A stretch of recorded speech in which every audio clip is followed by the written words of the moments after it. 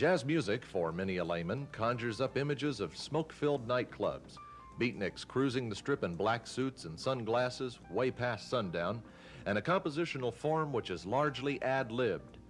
A closer look at jazz music, and one begins to understand what the musician is attempting to convey through the usage of free-flowing solos and melodies with seemingly no end. Like the artist, the jazz musician is trying to create something original, beautiful, and timeless also. For 13 years, Vic Hall has brought the sound of jazz to both newcomers and veterans of jazz music alike. For Vic, it's become what he calls a labor of love, and for his audience, it's become an education in some of jazz music's rarest moments on record. Vic has collected jazz since he was a boy in England, and now boasts a collection of some 4,000 albums and tapes. This is Jazz Heaven, Vic. I've died. I finally found it. This is Jazz Heaven. You're alive, George. This is merely my obsession here that you're seeing, which is, as I guess our viewers can see, a collection, only a small portion of it. Maybe we can patrol the rest of it afterwards, but it represents a substantial investment in time and money and love. I'm a frustrated jazz musician. I should have been a jazz musician, and I've spent my entire life regretting the fact that I just didn't take the bull by the horns and do it.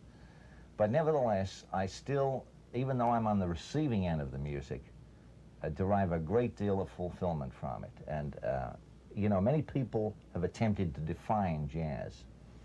And the only way that I can really define it is a music that has several essential elements, George. It has a rhythmic pulse, a meter that swings. In other words, it is a happy foot-tapping sound. It has a melodic line that, believe me, many times musicians take liberties with, jazz musicians, because they improvise or extemporize upon the theme.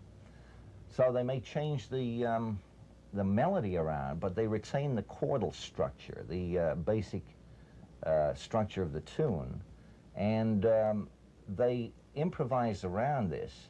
The technique that's demanded of a jazz musician is quite awesome, really, because he has to play anything that comes into his head instantly through his fingers and his chops, as we refer to them. And the next element is the feeling for the music, the heart. It comes through. If it's wooden and mechanical, you know somehow that the person doesn't really have their heart in it. If it has the feeling, the emotion, this comes through and communicates with the listener. And basically, this is what it is. It's music from the guts. It's music from the heart. And it's just beautiful.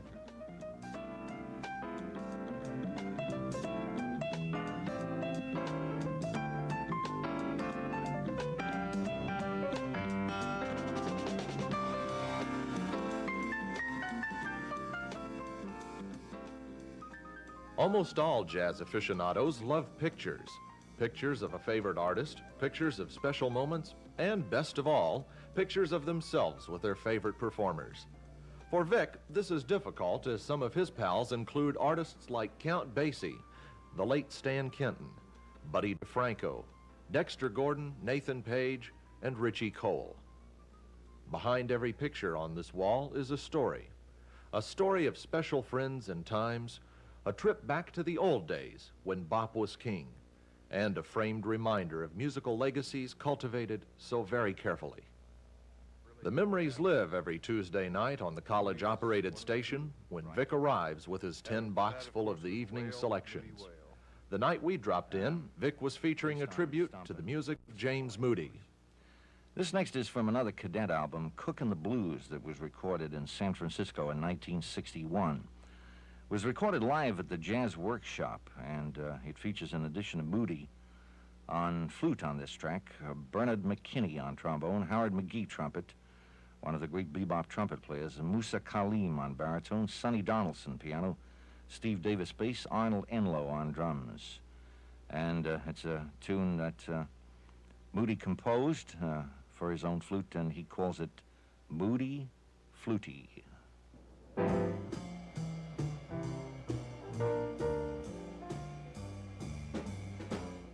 Some of Vic's listeners have been with him almost since the beginning of his radio career.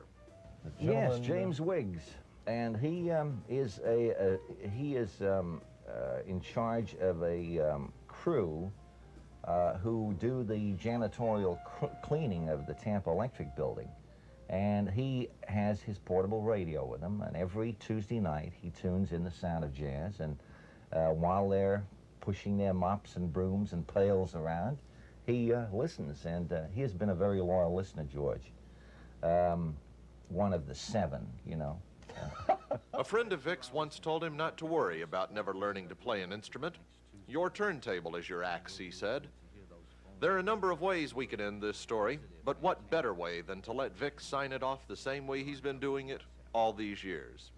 So until next Tuesday at 8, take real good care of yourself, and above all, keep swinging, huh?